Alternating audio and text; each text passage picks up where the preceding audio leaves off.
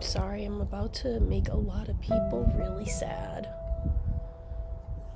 I hate this. I hate doing this. I hate giving bad news. Okay, so this is the Gigi update. Many of you who watched our live streams last night saw that at about 4 o'clock yesterday we got an email from the North Central Los Angeles City Animal Shelter, and the email said they just received a puppy. They thought the puppy was 7 to 8 weeks of age, and she had Parvo. The shelter tested her for Parvo. I wonder if the shelters do that as protocol when they get us such a small puppy. I imagine they do. Anyway,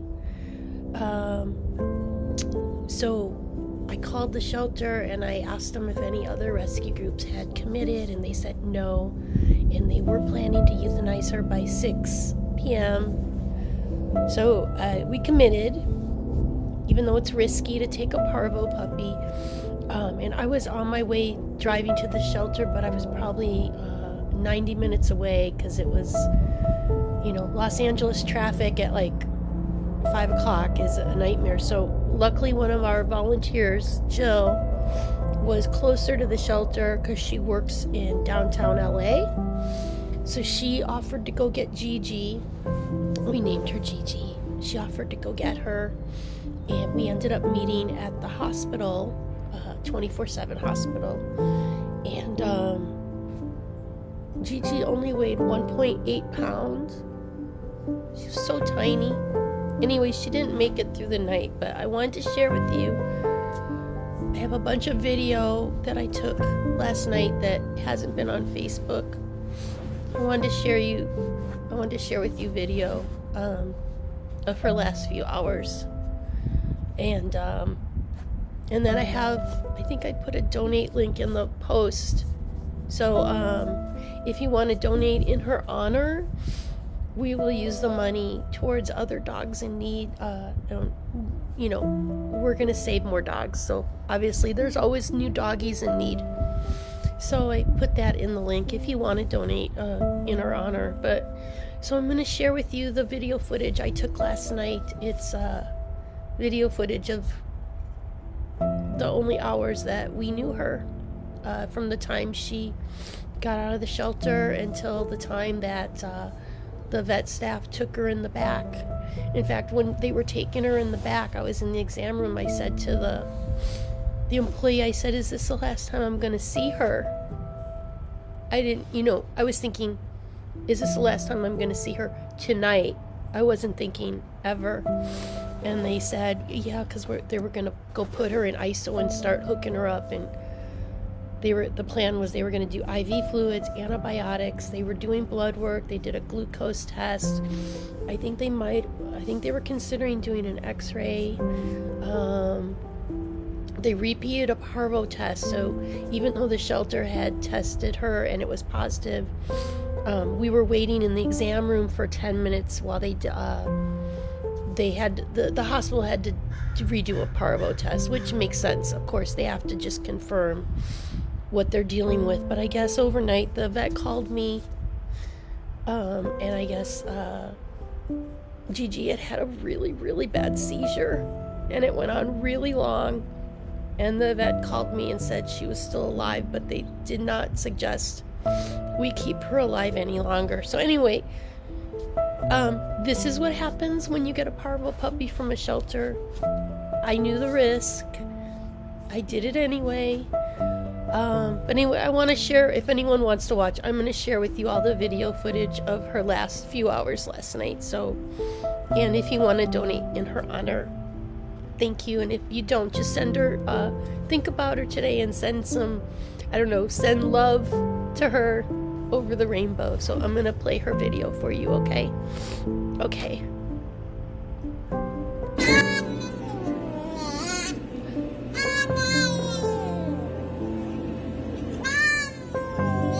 Oh, they gave you a kitty cat box.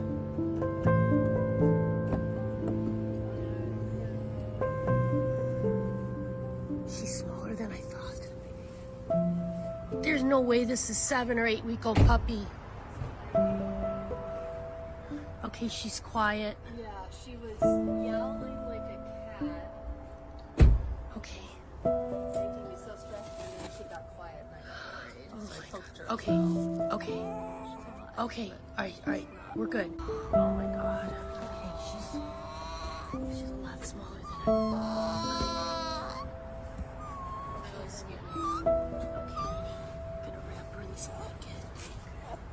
Oh my God, she's really skinny. Okay, so we're gonna wrap her like a little, gonna be a little Gigi burrito. She's way smaller. I don't think she's 7 or 8 weeks of age, Jill.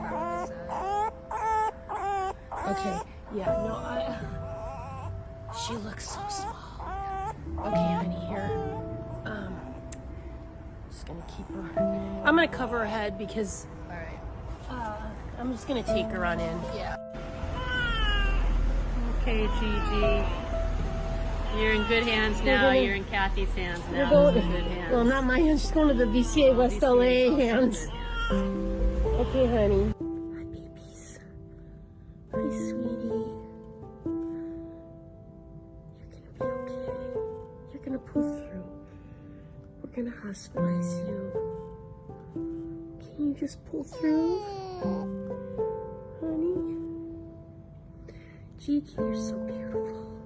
You're gonna get hospitalized and they're gonna take good care of you, and let's hope you pull through. You gotta just do your part and don't give up, okay? I know everything sucks right now. I know you don't feel good. I know, honey. You gotta pull through though, you got to. Please? For me? Please, will you pull through? Little Gigi? I love you.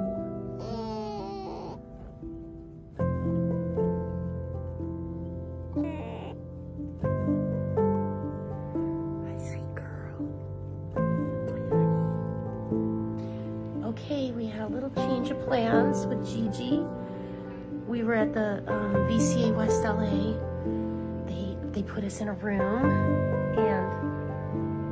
and then they sent a vet tech in to talk to me, and they told me they didn't have the staff to do a hospitalization, and I'm like, no, she needs to be hospitalized. So I went down the street. I'm at ASEC right now. I called them first. They do have capacity. I just looked at her shelter paperwork. Hi, honey. The shelter paperwork said she weighs 1.8 pounds. She's got to be less than 7 to 8 weeks old, right? 1.8 pounds? So we're sitting here at ASEC, and they do have capacity for her. So crossing the paws, they're going to hospitalize her, and this little monkey. Oh, this poor little baby. Oh, Gigi. You gotta make it, honey. What?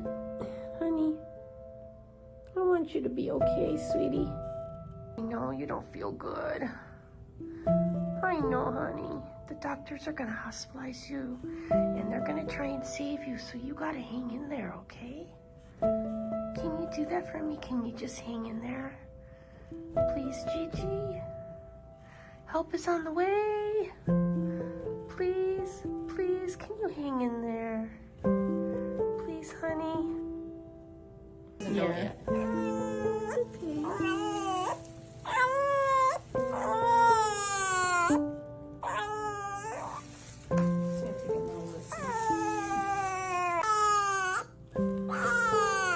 It's okay, Mama.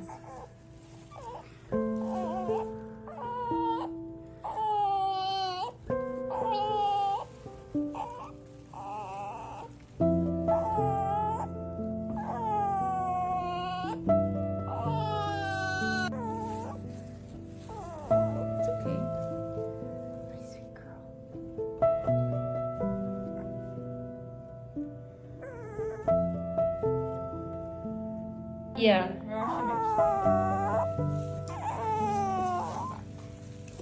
Oh, the whole thing. Okay. Yeah, just from this side. A little Gigi, you gotta get better. Can you do it for all of us? Please? Gigi. So, okay, obviously we need donations for little Gigi. It's gonna be very expensive. But, yeah, I was not expecting this is how my day was gonna go. But this is how it goes sometimes with rescue. You get an unexpected emergency from a shelter and you do what you can. Hi, honey. I can't believe she only weighs 1.88 pounds. That is so tiny. Honey, so tiny. She is skinny. Let me turn this around. Okay, let me show you. She is pretty skinny.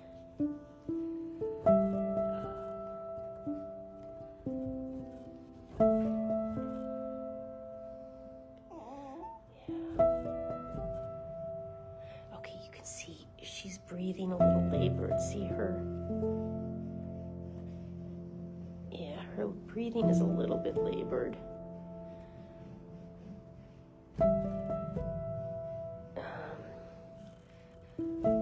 This little Gigi. I'm trying to keep her warm. Actually, you know what? I had taken this fleece and had covered her head because I was trying to keep her warm, and they reminded me that I need to not cover her face because of her breed. I totally forgot, because if she was a Cocker Spaniel, I could have done this. And they said not with a brachycephalic breed. You can't cover their face like that. And I almost forgot that she's a Frenchie, so I can't cover her head up with the fleece blanket, but I got everything else covered up. Hi, little Gigi. You're so beautiful. You're so pretty.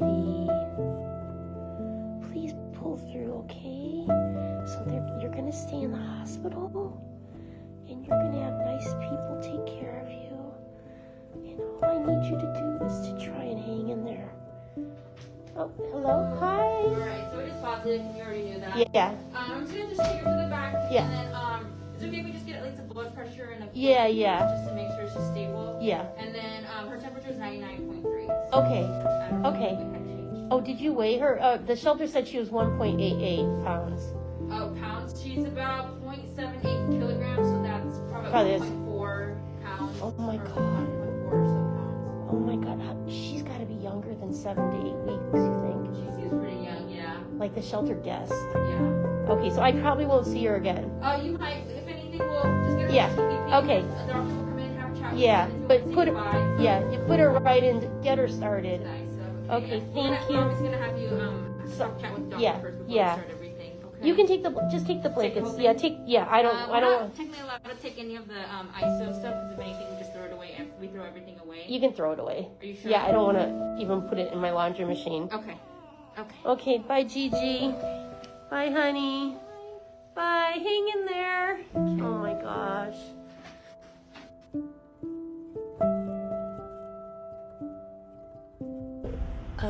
I just wanted to talk with you a little bit about Parvo. For people who maybe don't know what Parvo is or how you can protect your dog or puppy from it. So Parvo is a virus. It's transferred. The Parvo virus comes out of a dog through its feces. So Parvo is everywhere in public, everywhere. So assume wherever you're walking your dog in public spaces, there's Parvo everywhere, because,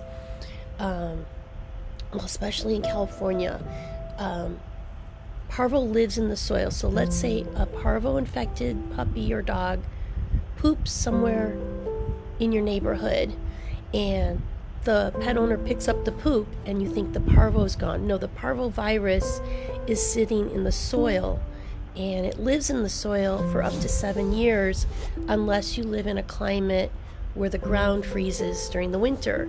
And so people in other states where there's the ground freezes, they don't have a lot of parvo like we see in states like California, where the ground doesn't freeze in the winter. So you can assume anywhere in California, parvo is everywhere in public. In fact, if you have a house with a backyard, if you haven't lived there for 7 years and you don't know for sure that parvo has never been in your backyard, you have to assume that your yard has parvo. So when I rescue a pregnant dog from a shelter, or a mommy dog with puppies from a shelter, I have a lot of protocols, and one of the protocols is the puppies stay in a room, in like my guest room, and anyone who goes in there takes off their shoes, because parvo is on the bottom of your shoes if you've walked anywhere in public. So no shoes in the puppy room, and then when we start to socialize the puppies and take them in public, which we try to do rather young, we definitely start the socialization before they're completely vaccinated, because socialization is so critical. When we socialize them in public, there's 2 rules: no paws on the ground, no paws on the ground. I tell my volunteers that over and over: no paws on the ground. So paws cannot touch the ground anywhere in public. That's the first rule.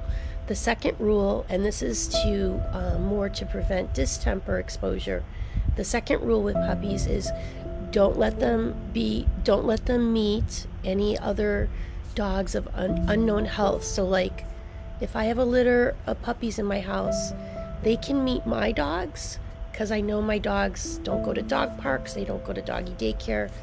My dogs, I know their health, but I would not let an unvaccinated puppy be in public and meet somebody else's dog. Even if someone's like, oh, my dog's healthy, never trust it. It's not worth the risk. So those are the 2 rules whenever we get rescue puppies. No paws on the ground, no meeting other dogs of unknown health. So those are the 2 ways you can prevent your puppy from getting parvo or distemper. Read up more about parvo, and if you're going to get a puppy, definitely follow the rules to protect your puppy from parvo. Okay.